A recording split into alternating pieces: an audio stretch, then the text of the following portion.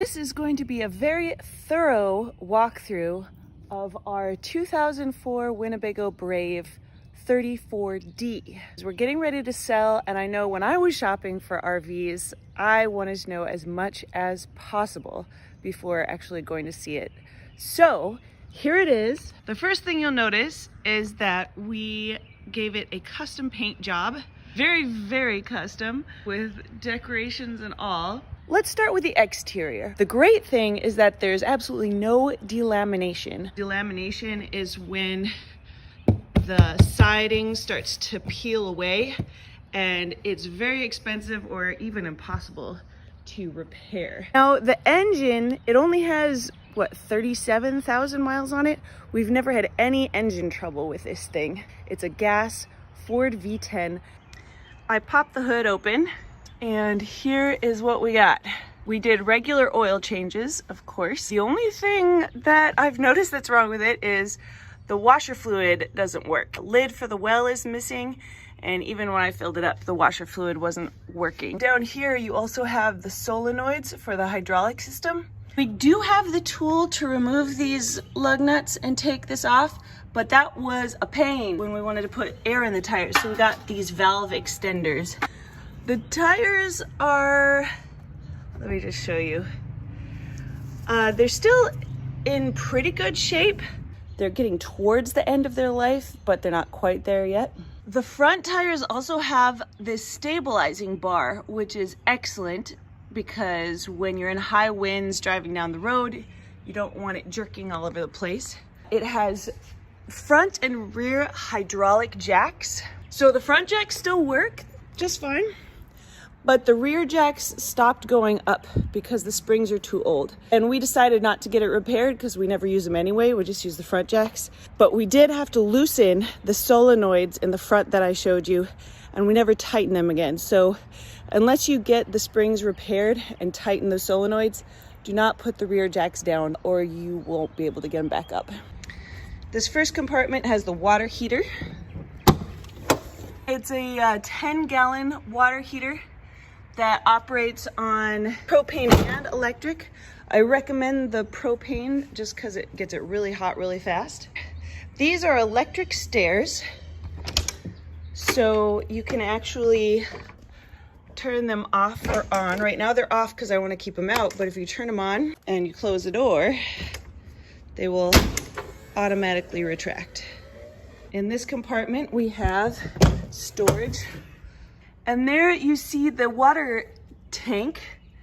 It's actually two 40-gallon tanks that are connected together, so you have an 80-gallon freshwater capacity, which is excellent. This compartment is a gravity fill for the water tank. So if you can't find a place to hook up your hose to fill it up and you really need to fill it up, you can just pour something in there. We've got some external outlets here, which work. This, believe it or not, with the lovely picture, is a CD player, an external CD player. You open this compartment, you have this cool little table thing to put out there for entertainment. This is for the fridge on the inside. I'll show you that later. Down here, more storage, and you can tell we just keep our fire stuff like our marshmallow roasting sticks, and if we ever have firewood, we store it down here, but of course it can be used for anything. This is the bedroom slide out. Both of the slide outs have slide out toppers, which we replaced about a year ago. Under here we have the propane tank. I think it's a 30-gallon propane tank. It's a big guy. And then this rear one is just storage. This one actually doesn't stay up by itself. These guys are old and don't hold it up anymore. There's lots of storage in there. We use this for a lot of our extra and outdoor stuff. I'm gonna grab this little ladder extender because I'm gonna show you the roof anyway. The ladder extender goes like this. Boop. Gotta just take it off when you're gonna drive somewhere. This is the furnace. It works really well to heat the whole thing, so that's really nice. That up there is the backup camera, and it actually has a microphone on it so that if you have someone standing in the back directing you, you don't need a walkie-talkie or something. They can just talk to you, which is amazing. And that other thing up there we added is a solar powered motion sensor light. We have them on every side of the RV for safety, because if we're parking in a Walmart parking lot or out in the middle of nowhere and wild animals or wild people are outside our RV, I want that extra security. There's a towing package here. It's rated at 5,000 pounds, but I know the previous owners towed a truck that was about 7,000. As long as we're back here, I may as well show you the roof. So it's not the cleanest at the moment. It's been parked under trees, but up here you can see the solar panels we installed. There are 8 100-watt solar panels for our solar system. We got it completely resealed, stripped and resealed a year ago, and then we resealed it ourselves about 6 months after that. About every 6 months, resealing it is a good idea. This is the air conditioner for the bedroom. There's another one up there for the living room. And those take a lot of electricity. So if we're gonna run those off the grid, we use our generator. Otherwise, if we're hooked up, we can just use them. This is actually the bathroom vent right here. Skylight for the roof, for the shower, this is the electric fan skylight for the kitchen. Other air conditioner, big slide out with the slide out topper. And up here is the MIMO pointing antenna for mobile internet. It makes the signal so much stronger and internet so much faster for mobile internet. The roof itself is curved fiberglass. Fiberglass is the highest quality, lowest maintenance kind of roof you can get. And I love that it's curved so that you don't get pools of water settling on it when it rains. So the wiring for the solar panels comes down through here. And this actually was the dryer vent for the washer dryer combo, which we took out, and it just goes in there to the solar system. All right, so this compartment, I scraped a fence here. It's very sad. This is the generator. Now it's an Onan 5500, which you'd usually see a green cover with the name on it, but we lost our original cover, and this is a replacement. Ugh. And this baby can power the entire thing. We did regular oil changes for it. And, you know, just as a maintenance thing, you need to run it for at least an hour once a month just to keep it up. You can start it out here, but there's also 2 other places inside that you can start it. Well, I may as well do it right now just to show you. So I'm priming it first.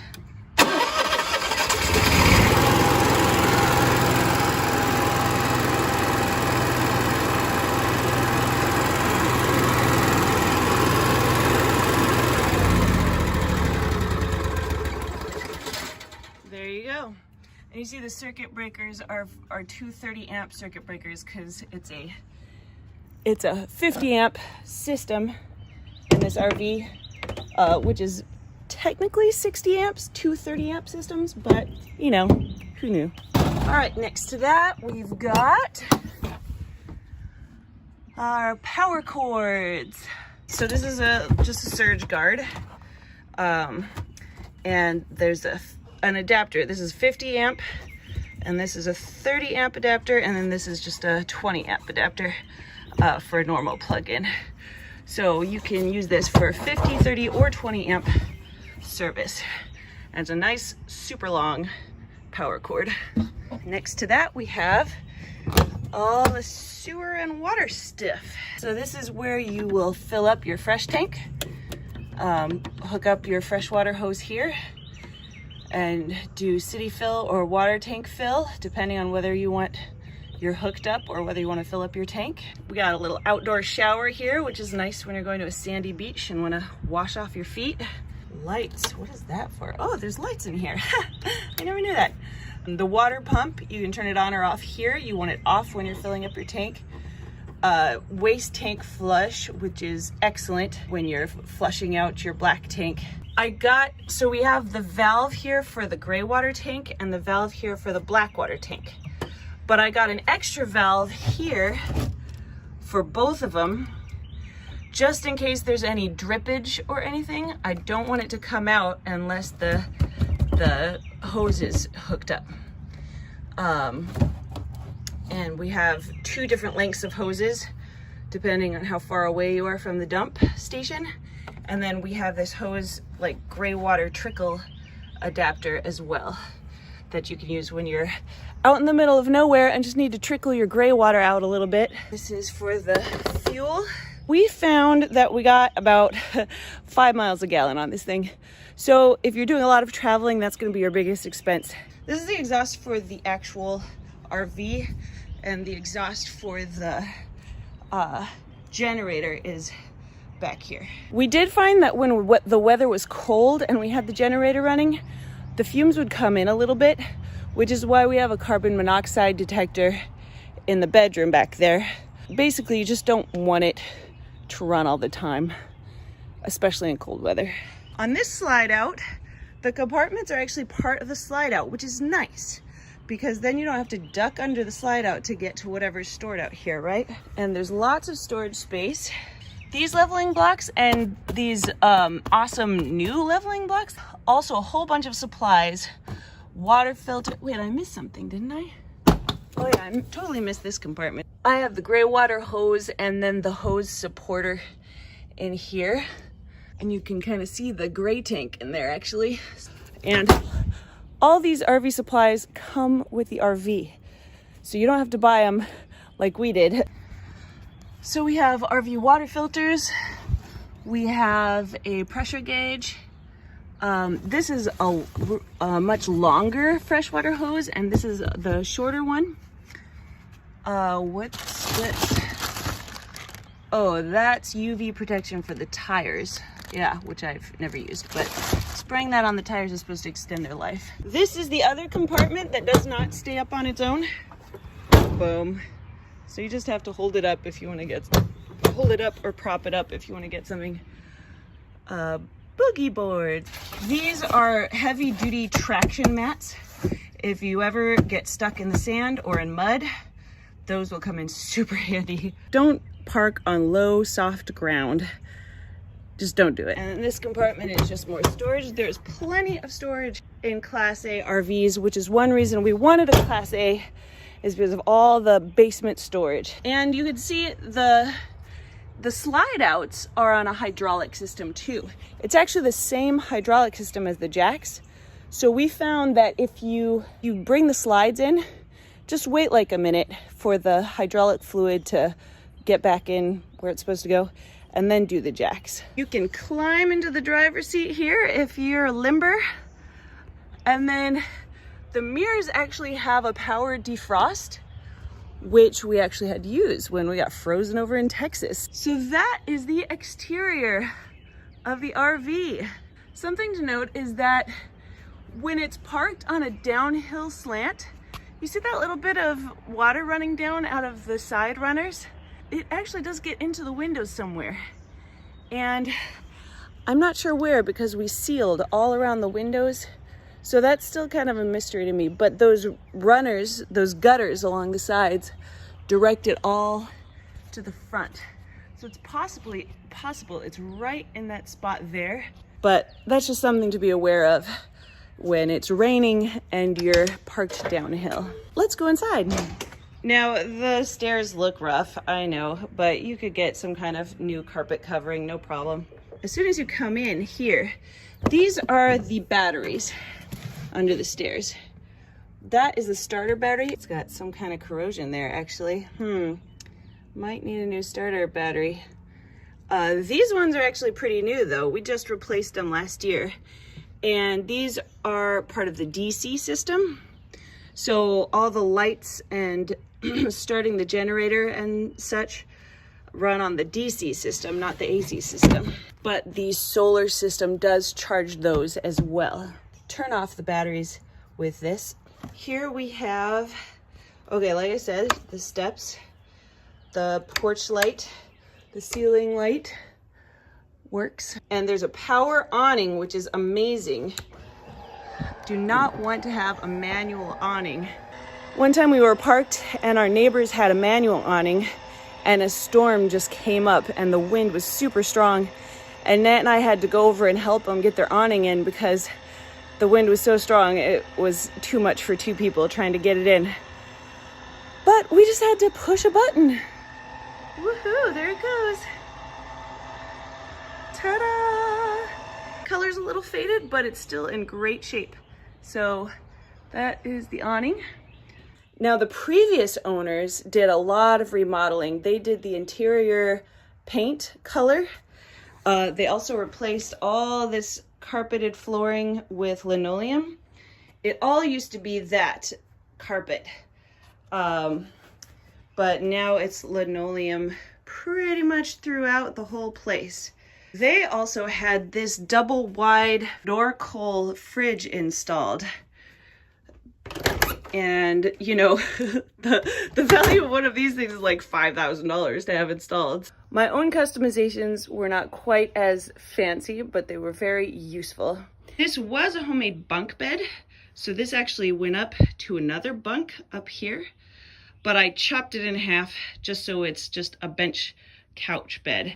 And these are like those couch nuggets you can get, so they're wipeable and it's long enough to be a bed. These are homemade benches in the dinette with storage underneath. And this was a dining room table that I just chopped off at the end because we needed a bigger table for all of us. And you can have chairs at the end to sit, and all 6 of us fit there. And this unicorn is for our daughter's birthday. I also installed a full-size loft bed above the cab. That's much more like a Class C RV, which has that loft bed already there. It just helps having that extra storage or extra place for beds. And it is full size, so you put a full-size mattress up here, and you even have some windows there and outlets up there. And then under here, I installed these curtains for privacy, and they just slide open. There we go. And right now I'm just using a bungee cord to hold them back while I'm driving, but could always put something nicer in there. Both of these captain chairs swivel around, which is really nice because it makes it part of the living room then. You can swivel forward, and this actually comes out like so. And you can use it like a little desk, which is very, very nice. And then there's extra storage underneath, of course, and a little side table. Under this big hump here is the engine, actually. The radio works, but the CD player doesn't. The heating and cooling work up here, definitely. You can turn on the coach heater here, which turns on the vents just in the coach here. And I forgot to mention that that bench couch has 3 seat belts that can be used. They're underneath there, if you can see them. And then this is another place you can start or stop the generator. One reason to do that is if you want the air conditioner, the big air conditioner to work. This is the screen for the backup camera, volume for the microphone, and you can have day-night mode, etc. This is something we would leave. It's an RV Garmin, and it has the dimensions of the RV set in. It avoids low underpasses. It avoids narrow, windy roads. It avoids anything that would not be big rig friendly, like U-turns and such. So it's better than using Google Maps when you're driving this thing. Now, the power outlet actually doesn't work in the dashboard. What we used to power this thing are these portable battery packs. This was our backup one. Our blue one actually lasts like 4 hours. There's 37,000 miles on it, 37.5. And most of those miles were put on by us, like 10,000 of them. Unfortunately, the horn does not work, but the cruise control does work, which is a necessity when you're driving long distances. This is the hydraulic leveling system. To use the hydraulic system at all, you have to have the emergency brake on. It won't work if it doesn't. And we disabled the jacks down warning light and alarm. So just don't drive away with your jacks down. Just don't do it. Yep, and you can level it here. All of this is in the user's manual, which comes with it. And this is how you get the main slide out room in and out. This is for the mirror heat and the mirror adjusting and the window. And you can adjust the tilt of the steering wheel here. I'm 5'7" and I can drive this thing. I can reach pretty well, so maybe a couple inches shorter would be okay too. But it's definitely made for taller drivers. But I love driving this thing. It handles so well and it gives me that sense of adventure. Just look at that. Just makes you want to hit the road. Now I put those 2 pieces of tape on the windshield because before I got used to the rig, I needed to get used to driving something that was 8 feet wide. Those indicate whether I'm in my lane or not. If those lines are in line with the lines on the road, then I'm in my lane. Another thing to get used to is the pivot points when you're turning. Thankfully, when it comes to turning and backing up and such, a Class A is just like driving a really big car. Because you're not towing anything. You're not towing a trailer or a fifth wheel. We do like to leave this on when we're driving because then it's like a rear view mirror. Now up here we have our PepWave dual SIM router. And it's connected, of course, up here to where the MIMO antenna is on the roof. And you can use this to bring Wi-Fi in. So we could connect it to our house's Wi-Fi right now if we wanted to. One time our data plan ran out and we parked outside of Starbucks and brought the Starbucks Wi-Fi in with this router. But otherwise, if you want to use mobile internet, you can have 2 different SIM cards in here. We got a plan through Mobile Must Have, an AT&T like 400 gigabyte plan. And then we had a 150 gigabyte Verizon plan as a backup. But you can do whatever you want. Basically, as long as you have phone service, you can have internet. These are all the user's manuals and paperwork that we have for the RV. This is actually a little TV swivelly thingy-majig that you can use if you want to mount a flat screen up there. But you could mount it down here if you want. Down here we have the circuit breakers and a little more storage under here. DC and AC, so you can see what's powered by the AC system and what's powered by the DC system here. And you know, it actually came with these 4 walkie-talkies. It's supposed to be a charging station, but you need special batteries for it. We just used our own batteries. I might want to keep those though. I like walkie-talkies, so we'll see if they're included in the sale or not. So the slide out is out right now. And when you bring it in, basically this wall is covered up. So you still have this nice walking path and you can use it with the slide in, but it's just so much bigger with it out. The kitchen, so this goes up for more counter space here. And under here we have just more storage. We had our trash can under there. Lots of drawers. And this was another customization. I took out the propane oven and stove because we never used it and it just took up space. And I put this up here for more counter space, lots more counter space, and lots more storage. If you're looking at the electrical system and you wonder where the converter is, it's actually under this drawer, I discovered.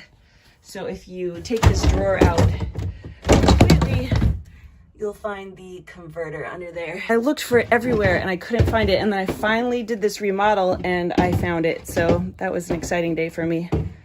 Now, I put up this sticky backsplash and it started to peel off, which is kind of sad, but I couldn't even see it because we had a little microwave here.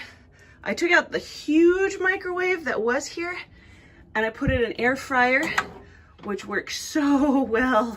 So that could be included in the sale. And then it has more storage because of that. And then we just use a little electric stovetop if we need it. And then up here are the plugins that we use for the air fryer here. And more storage, lots of storage. Oh, we still have some garlic in here. Look, and chili powder. I thought we were out of chili powder, but we have some. Yay. Little tiny dish drainer, very nice. And everything, the sink all works, and it even has these special little sink covers. More counter space. The counter does have this crack running through it here, but it's all sealed up at least. As I said, the double wide refrigerator runs on propane or electric. So if you're plugged in, you can use electric. If you're boondocking, you can use propane. Both freezer compartments are separate, which is very handy. The ice maker does not work. RVers love ice makers, but you could probably hook it up if you wanted to. I took down the storage up there because, like I said, I had a bunk bed there, but there's still plenty of storage up in these compartments. Very nice. Now this is just a little hole in the wall, isn't it? There was originally a mirror here, and then I just put a picture up here, but you can put whatever you want there. It's just a hole for some reason. I don't know why. This is actually a slide out pantry. So you have even more storage in here. I actually used it for dishes, believe it or not, which worked really well for me. And of course, you need hooks everywhere. You need lips on the ends of shelves, just because when you're driving, things will move around. Here's just some more lights, ceiling, dinette, and galley. This is the thermostat for heat or cool, and you can set the thermostat for air conditioner and furnace. This shows how much power you're using. At the moment, we're using 0 amps. Here's another place you can start or stop the generator. You still want to hold down on stop to prime it, and then push start. And then this shows how many hours the generator's been running. And we marked up here when we last did an oil change and when it needs a new oil change. You can turn on the electric water heater here, or the propane water heater here. Levels test shows you what the levels are at. So I hear the water pump pumping water into the pipes. I may as well demonstrate that it works, huh? So it's on, and there's the water. Woohoo! Now, the levels, you can't really rely on them, right? I mean, the fresh water is a little more reliable, which is nice. And the gas is pretty reliable, and the battery, but the gray water, black water, like, they're actually completely empty right now. We just got used to keeping track of how much water we used. Basically, if the fresh water was gone, that means our tanks were full, because we used about an equal amount of gray water and black water. And, you know, like the black tank is 40 gallons, the gray tank is 40 gallons, and the fresh water is 80 gallons. So if you use an equal amount of black and gray, it kind of empties at the same time that it fills up. Going into the bathroom area, once again, linoleum flooring all throughout. And one thing I love is this skylight. For one thing, it makes it nicer for tall people. It's a very nice shower head too. I just love all the natural light that comes in. And then usually when we drive, I just use this bungee cord and hook it around the shower door like that to secure it. Nice amount of storage under the sink. Nice cupboard with storage over the sink and different nice lights. I replaced all the bulbs with LED lights because they take up so much less power. And there's one in the shower too for when it's dark. And one thing I love is that the toilet is separate from the rest of the bathrooms. You can have privacy going to the bathroom while someone else could be using the sink or showering or whatever, which is very nice. I put a nice little decal up there. So this surface is nice, and nice storage under here. And then the vent on the top is very nice too. More storage over here above the toilet. So that's nice. I had these bags here for just the bathroom trash.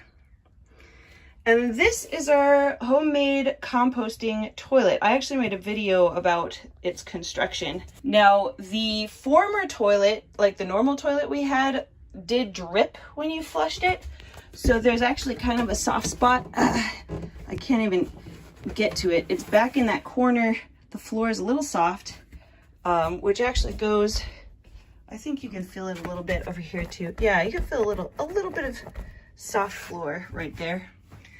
But we never even walk there, so we don't really care. As long as it's not an active leak, it's not getting worse, so that's good. You know, it's just a 5-gallon bucket. It's just a 5-gallon bucket, and I got this is a urine diverter. Now you can divert it actually underneath to where the black tank is. That's for the black tank right there. We just covered it up. You can either divert it down into the black tank, or you can use jugs and put them right here. Or if you don't like composting toilets, you can just hook up a new toilet, because it still has the sewer and the water right there. So it's all ready for a new toilet if that's what you are interested in. We did not like messing with the black tank. And we also didn't like filling up the black tank since we were boondocking a lot. So that's why composting toilet worked for us. But yeah, I think a new toilet for an RV is like a couple $100. So it's like not a huge investment in terms of RV stuff. I also put a magnet right here so that you can open the door and then it becomes more like a master bathroom, private from the rest of the RV. So here's what it looks like on the other side if the door is open/closed. Now for the bedroom. We love this master bedroom. It feels really separated from the rest of the RV, so it feels nice and cozy and private. It's a queen size bed. This is just a memory foam mattress that we can leave with the RV if you're interested. Let's see, and the slide out is out. And when it comes in, the mattress goes right up against here. Actually, I'll just show you. Here's how you bring it in, retract. So you see it coming in. And when you bring the slides in, you want to just stand there and make sure that nothing's getting in the way.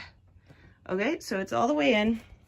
So you can see it's right up against these drawers, and you can't access that last closet there. So that's just something to be aware of.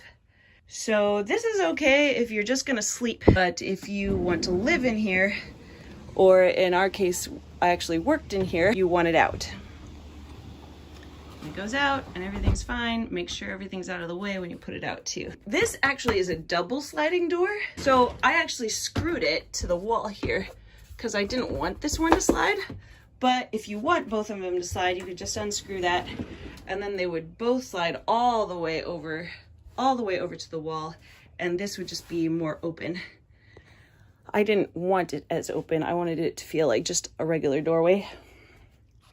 This is a nice desk surface area, and with more storage above. Just an outlet up there, outlet down here. You have to lift on the drawers to pull them out. Once again, you don't want them coming out while you're driving, right? This is the thermostat just for the air conditioning in the bedroom.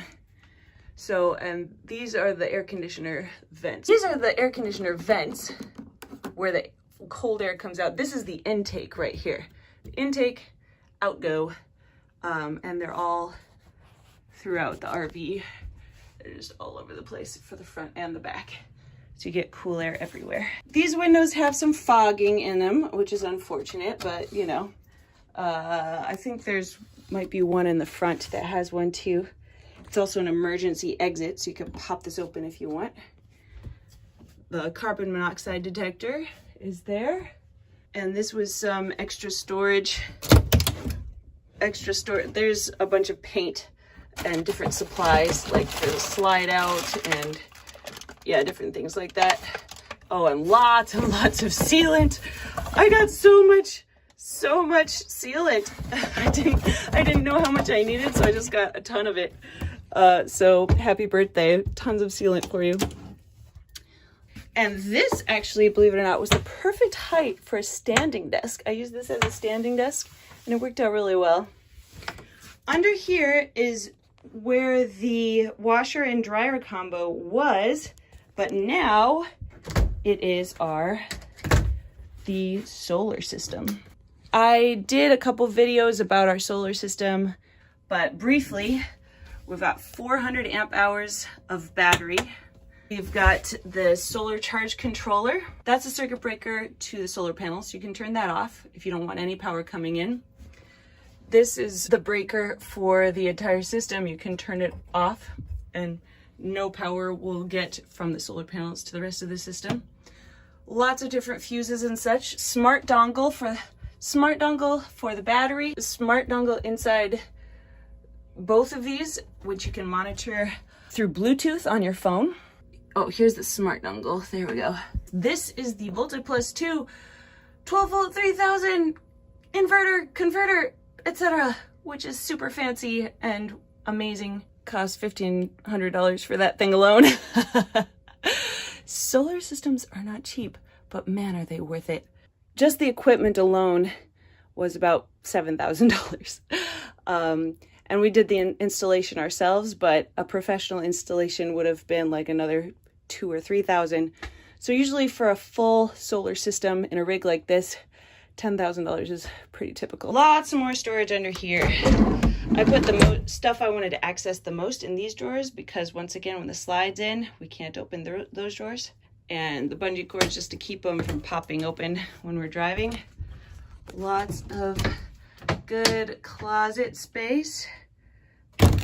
And then above the bed as well on both sides. These lights, but also I always just use these lights because they're cozier looking.